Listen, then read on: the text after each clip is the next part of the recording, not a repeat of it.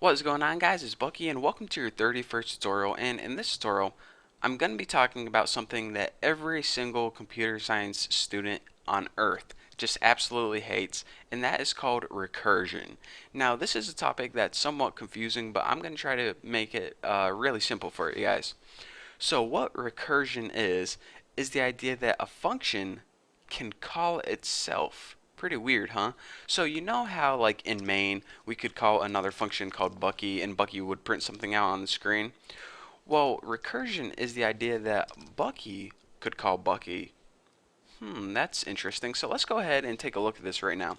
Say we had a function called Bucky, and all it did was print something out on the screen like cout. Let's print out something stupid. OMG, WTF, BBQ. Oh my god, WTF, barbecue. And then it went ahead and it called the function again. So now you'd say, alright, well, isn't this function gonna go ahead and we're gonna run main first, and main's gonna say, okay, go ahead and run Bucky, and Bucky's gonna say, okay, print this out and then run Bucky. Okay, Bucky, print this out and then run Bucky again. Print this out, run Bucky. Print it out, run Bucky. And whenever we go ahead and run it, we can see that this is a function that basically never ends. It prints out, oh my god, WTF barbecue, until, check it out, watermelon exe. My computer just crashed and gave up on this. So I'm like, alright, so what's the point of using recursive functions other than don't use them? Because, first of all, if you build a recursive function like this, your computer is going to crash just like mine has, and it's not the most useful way to go about things. So one reason that people use recursive functions is, first of all, let me mention this. Whenever you build a truly perfect recursive function, you need to have something called a base case. Now, a base case is pretty much an ending point for your function. So one example that I'm going to be showing you guys is how to calculate factorials. Now, if you remember from math class, factorials are pretty much when you say 5 factorial, and it's written like this, 5 exclamation point. This is pretty much the same as saying 5 times 4 times 3 times 2 times 1. 7 factorial would be 7 times 6 times 5 times 4 times 3 times 2 times 1. Whatever factorial it is just whatever number times all the way to 1. So then the value of like 5 factorial is 120. The value of 3 factorial is 3 times 2 times 1, which is 6. So let's go ahead and write a program to do that, and this is one of the instances where recursion is actually a good idea. So let's go ahead and make a function called, we'll call it factorial find. So int, first of all, better spell that right, int factorial finder, I think I spelled that right, and it's going to take a parameter which is int x. Can I not spell int today? Int x. And the parameter it takes is what value do we want to find the factorial of. So if we passed it in 5, hopefully it would give us 120. If we passed it in 3, it would give us 6, so on and so forth. So the first thing we need to build is something called a base case. Without a base case, this factorial finder would never end. Just like Bucky, you know how it ran forever until my computer crashed? This is what this is going to do if we don't give it a base case. So we need to say, okay, if x is indeed equal to 1, then we want to go ahead and return 1.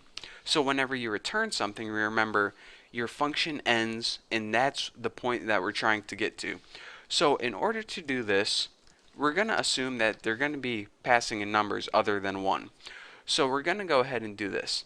Else, if they pass in a number aside from 1, like 5 or 3 or 20 or something like that, go ahead and return the value of x, which is, 5, 3, 20, and then go ahead and multiply that by factorial finder x minus 1. So what it's going to do is, yeah, it's going to call the same function again, but it's going to call it with a different value. It's going to call it with 1 less than before. So if you go ahead and you pass in 5 to this function, what it's going to do is say, alright, I'm going to call 5 times the 4 factorial, or factorial 4. I don't even know how to say it. I'm not a mathematician. But anyways, what it's going to do is it's going to say this. I'm going to call 5 factorial 4. Well, what's the value of that? I don't know. The value of that is 4 factorial 3. What's the value of that? I don't know. 3 factorial 2. What's the value of that? I don't know. 2 factorial 1. What's the value of that? I don't know. Oh, wait, I do know. 1 factorial is 1. So now that it has that bit of information, it can go ahead and solve the rest of the questions that it asks. You know how I said, I don't know, I don't know. Well, now it can say, alright, Bucky, 1 factorial is 1, so now I know that 2 factorial is 2, 3 factorial is 6, 4 factorial is 24, and 5 factorial is 120. So that way, you can see that whenever we go ahead and run this, factorial finder, there we go, I didn't feel like printing out the whole thing. That way, when you print out factorial finder 5, and let me just go ahead and end that line, and we run this program, it says 120. Yeah, it was 120, but there is a lot of stuff going on behind the scenes that the user didn't have to see.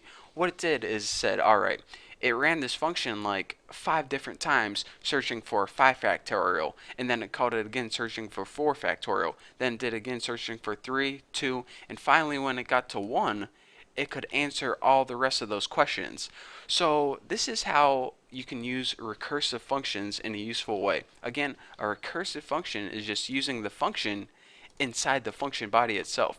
And remember, whenever you do this, you need to have a base case. You need to have an ending point that actually answers that question. So in this case, whenever they got to 1, it could solve the rest of its questions, because if we didn't have that base case, like before when we printed out OMG WTF barbecue, it would just run forever and ever and ever without an end. So that's why you need to give it a base case, in other words, a point to get to, where if it solves that question, then all the rest of the questions can be solved.